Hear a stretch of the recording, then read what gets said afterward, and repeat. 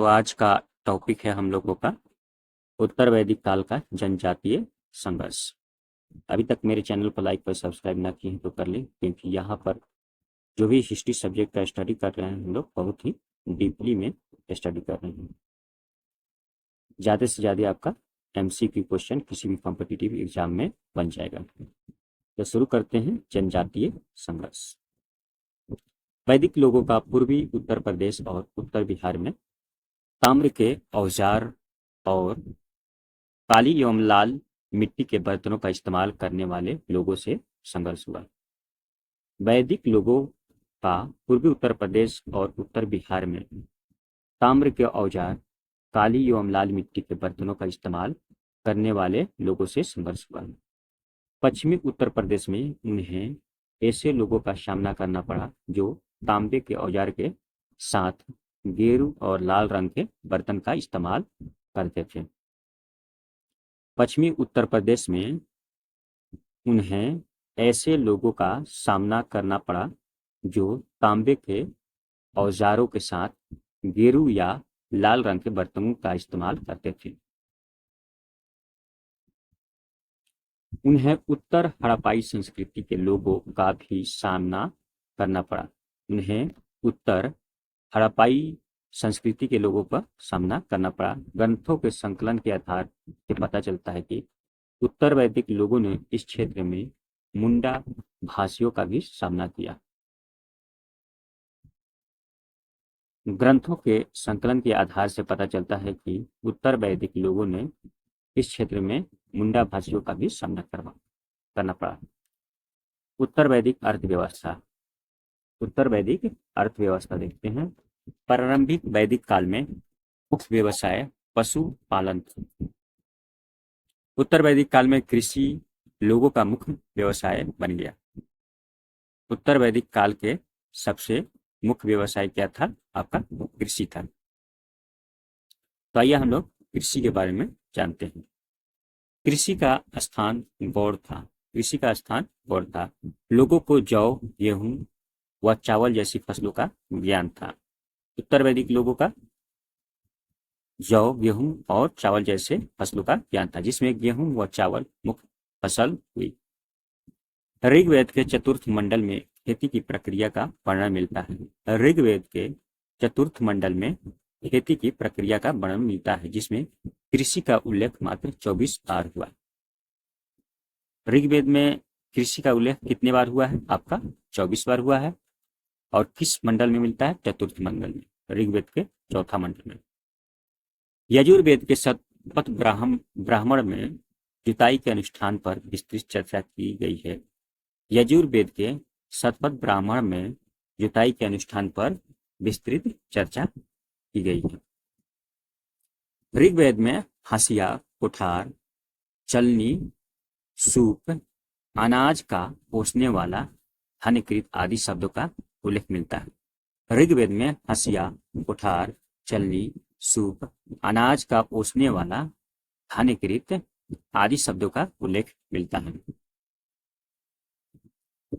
वैदिक ग्रंथों के अनुसार वैदिक लोग ब्रीही अर्थात चावल से परिचय सबसे पहले द्वाब में हुआ। उस समय चावल को क्या बोलते थे? ब्रीही। वैदिक ग्रंथों के अनुसार वैदिक लोग ब्रीही अर्थात चावल से परिचय सबसे पहले कहाँ हुआ था? द्वाब में हुआ था।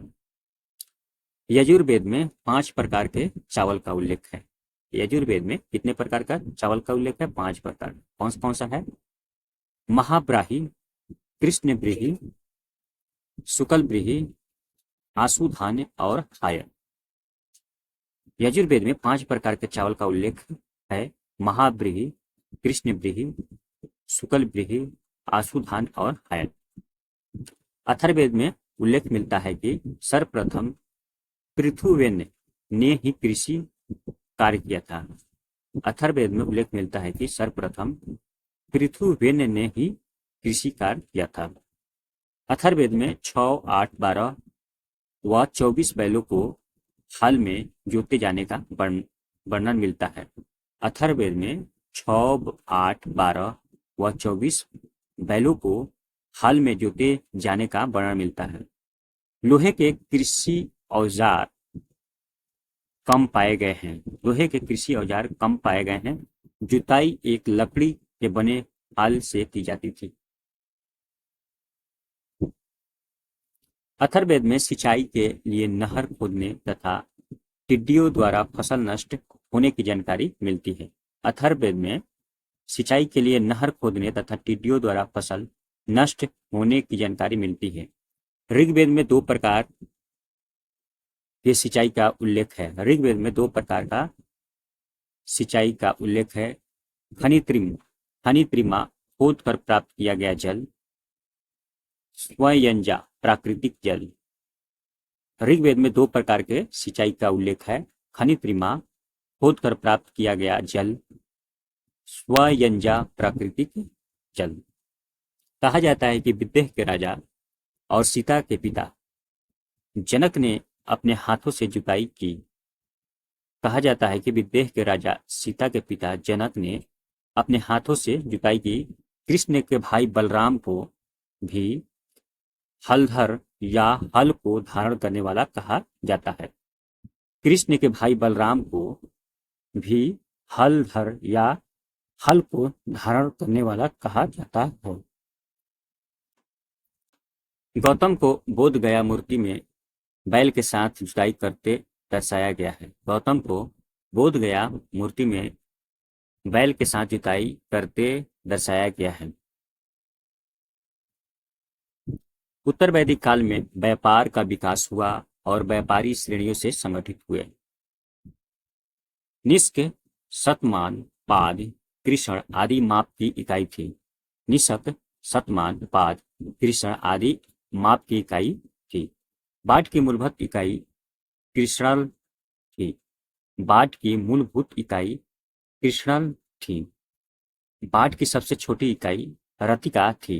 बाट की सबसे छोटी इकाई रतिका थी। व्यापार के दौरान लेन देन का माध्यम निषक के अलावा गाय बनाया जाता था। व्यापार के दौरान लेन देन का माध्यम निषक के अलावा गाय बनाया जाता था। श्रमिक वर्ग के अंतर्गत भूसी साफ करने वाले को उपप्रक्षणी कहा जाता था। श्रमिक वर्ग के अंतर्गत भूसी साफ करने वाले को उपप्रक्षणी कहा जाता था। भूमि की माप की इकाई खिले थी। भूमि की माप की इकाई खिले थी। वैदिक काल में हल को सिरा, जुते हुए खेत को उर्वरा व हल रेखा को सीता कहा जाता था। वैदिक काल में हल को क्या कहा जाता था? सिरा, जुते हुए खेत को उर्वरा, हल रेखा को सीता कहा जाता था। धातुक्रम लौह का उपयोग। धातुक्रम लौह का उपयोग। वैदिक लोग शुरुआती दौर से ही तांबे से परिचित थे। वैदिक लोग शुरुआती दौर से ही तांबे से परिचित थे। 1500 ईसा पूर्व के तांबे के अत्यधिक मात्रा में औजार पश्चिमी उत्तर प्रदेश और बिहार में मिले। 1500 ईसा पूर्व के तांबे के अत्यधिक मात्रा में औजार पश्चिमी उत्तर प्रदेश और बिहार में मिले। वैदिक लोग संभवतः राजस्थान के खेतड़ी की तांबे के खन्नों का उपयोग करते थे। वैदिक लोग संभवतः राजस्थान के खेतड़ी की तांबे की खानों का उत्खनन करते थे। तांबे की वस्तुएं चित्रित धूसर मृत भांड अस्त्रों में पाई गई है। इनका उपयोग मुख्यतः युद्ध और शिकार के लिए होता था।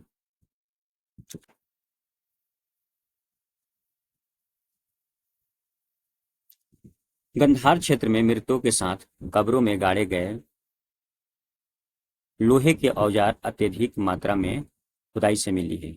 गंधार क्षेत्र में मृतकों के साथ कब्रों में गाड़े गए लोहे के औजार अत्यधिक मात्रा में खुदाई से निकले हैं। इसी काल में पूर्वी पंजाब, पश्चिमी उत्तर प्रदेश, राजस्थान और मध्य प्रदेश में लोहे का प्रयोग किया जाता था। लौह को श्याम या कृष्ण अयस काला धातु कहा जाता था। लौह को क्या कहा जाता था? श्याम या कृष्ण यश या काला धातु कहा जाता था। उत्तर वैदिक काल का मृद भांड व शिल्पकला। उत्तर वैदिक लोग 4 प्रकार के मिट्टी के बर्तन से परिचित थे। काला व लाल मृद भांड, दूसरा काली पलिसीदार मृद भांड, तीसरा चित्रित धूसर मृद भांड, चौथा लाल मृद भांड। उत्तर वैदिक लोग 4 प्रकार के मिट्टी के बर्तन से परिचित थे। काला व लाल मृद भांड, दूसरा काली पॉलिशीदार मृद भांड, तीसरा चित्रित धूसर मृद भांड और चौथा लाल मृद भांड। लाल मिट्टी के बर्तन सबसे लोकप्रिय थे और ये लोग पूरे पश्चिमी उत्तर प्रदेश में पाए गए। धूसर मृद भांड संस्कृति के रचयिता मुख्यतः आर्य को माना जाता है। सिंधु घाटी सभ्यता से लाल व गुलाबी मृद भांड प्राप्त हुए हैं। सबसे विशिष्ट मृद भांड चित्रित भूरे प्रकार के होते थे, जिनका उपयोग उच्च वर्ग के लोगों द्वारा किया जाता था।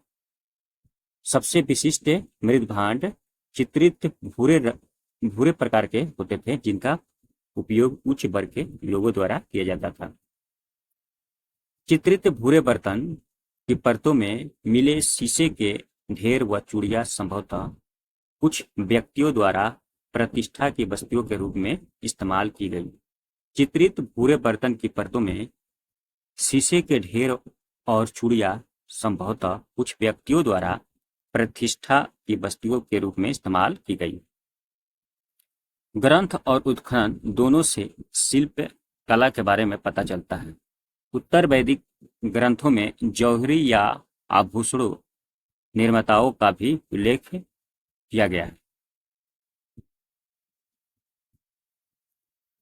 बुनाई व्यापक पैमाने पर होती थी, लेकिन महिलाओं तक सीमित थी। चमड़े का काम, बर्तन, बढ़ईगिरी के काम में भी विकास हुआ। उत्तर वैदिक काल में अस्थायी जीवन।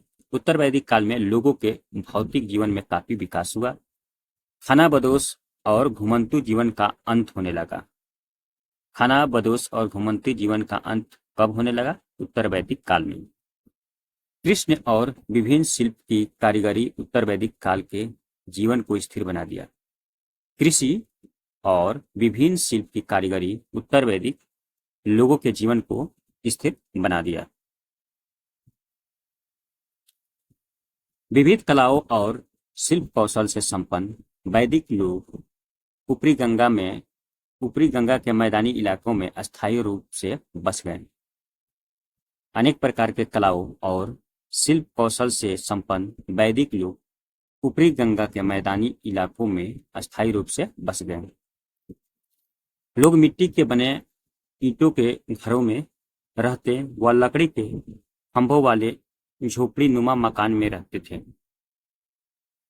स्थलों से प्राप्त चूल्हे और अनाज चावल से पता चलता है कि चित्रित भूरे मृद भांड के लोग उत्तर वैदिक लोगों के समतुल्य थे। वे किसान एवं अस्थायी जीवन जीते थे। स्थलों से प्राप्त चूल्हे और अनाज से पता चलता है कि चित्रित भूरे मृद भांड के लोग उत्तर वैदिक लोग के समतुल्य थे। वे किसान एवं अस्थायी जीवन जीते थे।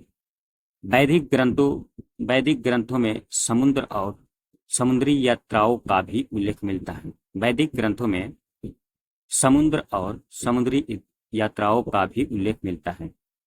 तो आज के लिए इतना ही। हम लोग नेक्स्ट वीडियो में देखेंगे राजनीतिक संगठन। अभी तक मेरे चैनल को लाइक और सब्सक्राइब ना किए हैं तो कर ले, ताकि जैसे मैं अगला वीडियो अपलोड करूं तो सबसे पहले आप तक नोटिफिकेशन पहुंचे। Thank you.